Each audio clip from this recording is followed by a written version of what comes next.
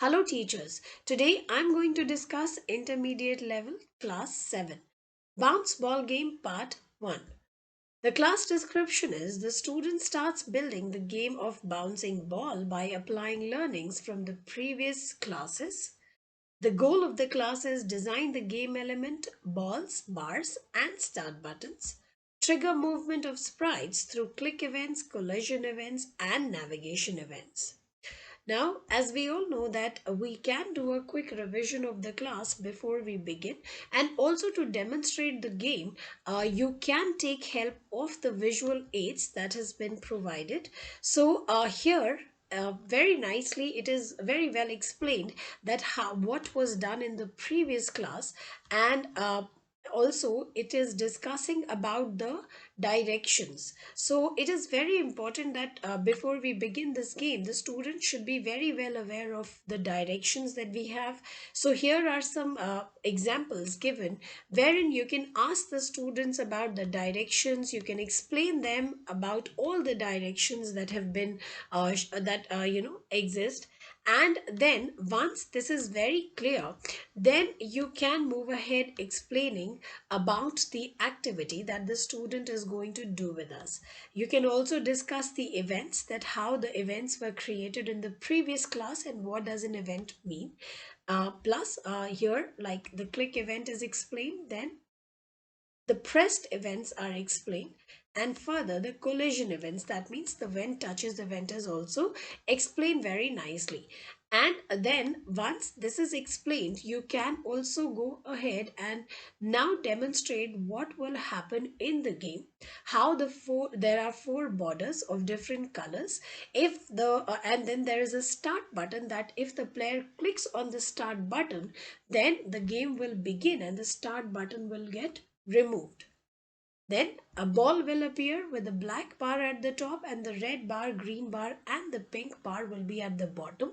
So the ball is going to bounce in between the bars, and if the ball touches the orange border at the top, then the player is going to win, and if it touches the bottom border, which is your cyan blue border, then it is going the player is going to lose the game.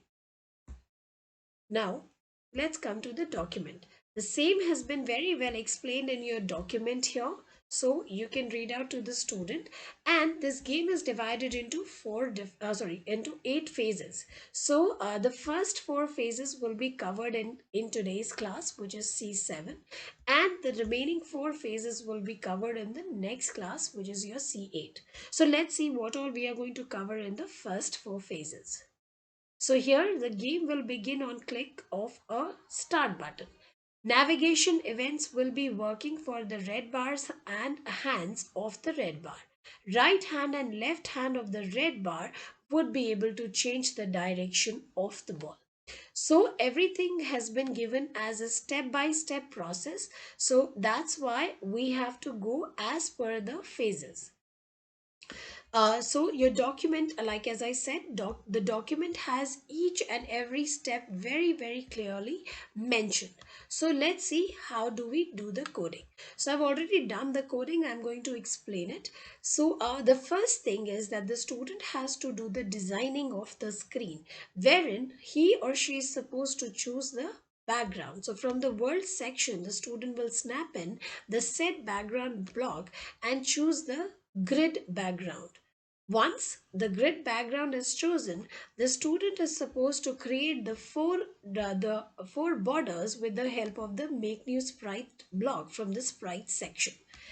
Each border will be for which the size will be set to 400. Okay, so once that is done, we are going to create another sprite which will be the start button. So here we have the start button. You can give the location for the start button to the student so that he can choose to go ahead and put the start button on the bottom right corner of the screen. So that's how we are going to go ahead and create our our borders. Then the student has to use the click event for the start button, that when the start button is clicked, then the start button will get removed. So this is what will be covered in the first phase of the game. In the second phase of the game, we are going to create the remaining sprites, the main sprites after the game is started. So we need a black bar, a red bar, the green bar, the pink bar, and the ball.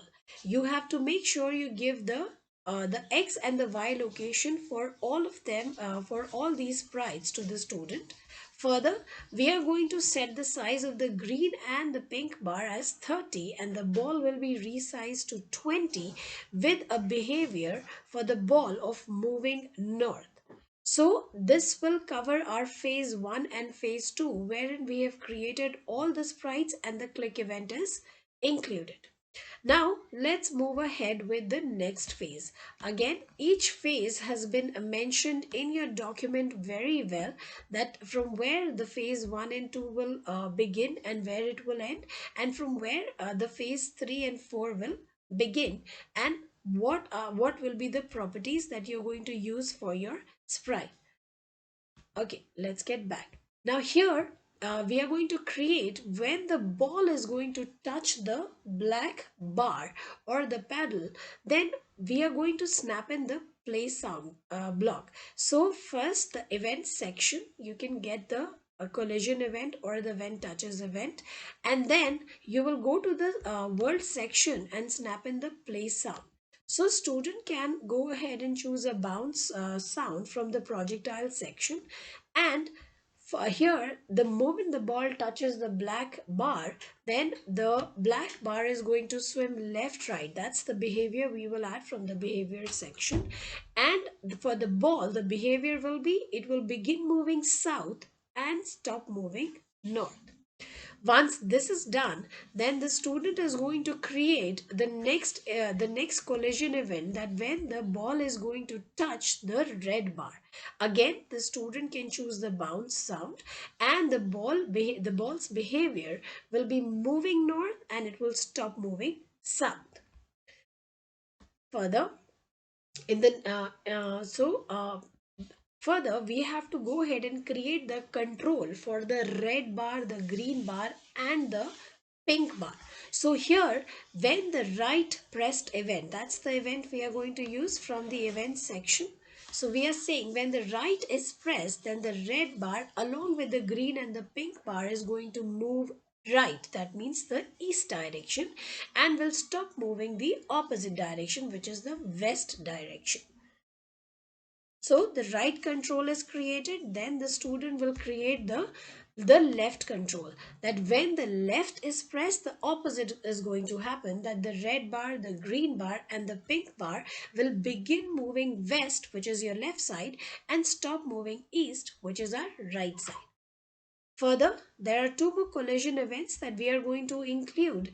The first one is when the ball is going to touch the pink bar, then the ball will begin moving east.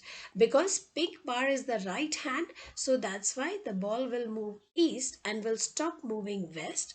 And the opposite will happen when the ball will touch the green bar, which is the left hand. The ball will begin moving west and stop moving east. So that is what we are going to cover in the first four phases of the game. And as I said, your document has a very clear picture of what you need to go ahead and create in all the four phases step by step. So make sure you do refer to the document before you enter the class for a better explanation, and the visual aids is equally helpful to explain the student what the game is all about.